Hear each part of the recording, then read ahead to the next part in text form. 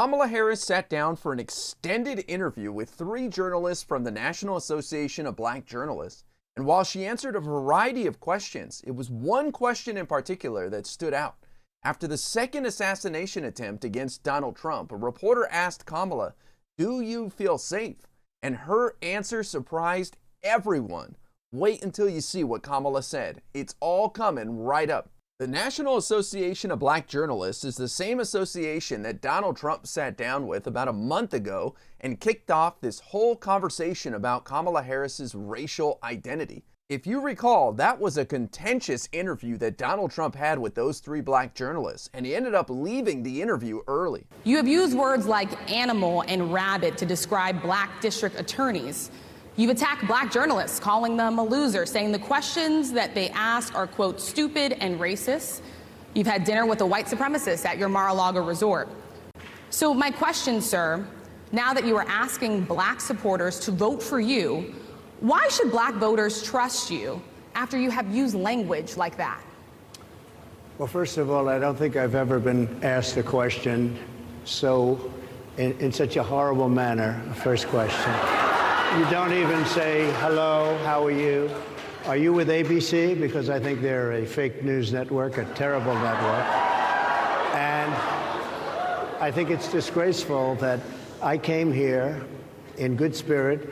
I love the black population of this country. I've done so much for the black population of this country. It'll come as no surprise to you that Kamala Harris had a much better experience with the National Association of Black Journalists. She did not come there to fight, but rather to answer questions in an honest way like any normal person would. Kamala was first asked if voters are better off now than they were 4 years ago, and her answer was fantastic. 4 years ago, when we came in during the worst unemployment since the Great Depression. We came in during the worst public health epidemic in centuries. We came in after the worst attack on our democracies since the Civil War.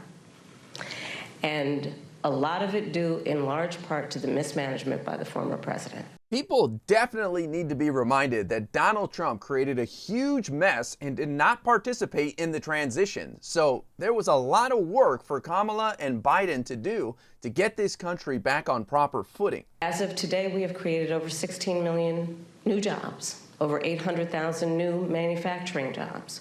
We have the lowest black unemployment rate in generations.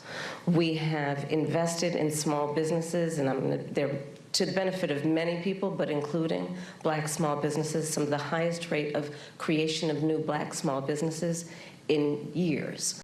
We have done the work of capping the cost of prescription medication for our seniors for issues like insulin. And again, I'm speaking to the black journalists who care about all people, but in particular, I'll talk about the impact on black people, where we know black folks are 60% more likely to be diagnosed with diabetes. And we have now finally capped the cost of insulin for our seniors at $35 a month, capped the cost of prescription medication for our seniors at $2,000 a year, because we, unlike the former president who promised to do it, we finally have allowed Medicare to negotiate drug prices against the big pharmaceutical companies.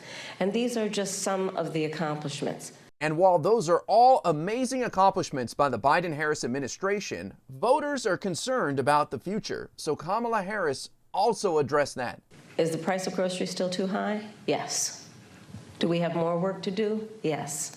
And I will tell you, I do believe that I offer a new generation of leadership for our country that is about, in particular, turning the page on an era that sadly has shown us attempts by some to incite fear, to create division in our country. I think a lot of Americans are ready to turn the page on the whole Trump MAGA era in America's history. It's been a wild ride, and heck, it's galvanized a lot of us to get off the sidelines and get more involved. But the fear and the division that continues to be stoked by the Republicans is not good for our country. And at one point in the interview, Kamala Harris was asked, with the second assassination attempt on Donald Trump's life within 2 months, do you feel safe? and her answer surprised and shocked a lot of people. Watch this. Do you have full confidence in the Secret Service to I do. protect all of you? I do. You feel safe, you and your family? I do. But, I mean, you can go back to Ohio. Not everybody has Secret Service. And there are far too many people in our country right now who are not feeling safe. I mean, I look at Project 2025, and I look at, like the Don't Say Gay laws coming out of Florida. Members of the LGBTQ community don't feel safe right now.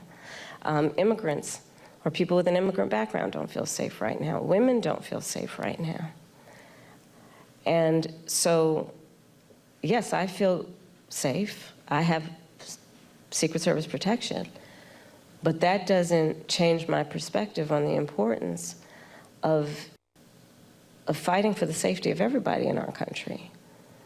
And doing everything we can to, again, lift people up and not beat people down so they feel alone and are made to feel small and made to feel like they're somehow not a part of it or us. That is a brilliant answer from Kamala Harris. Yes, she feels safe, and I trust the Secret Service.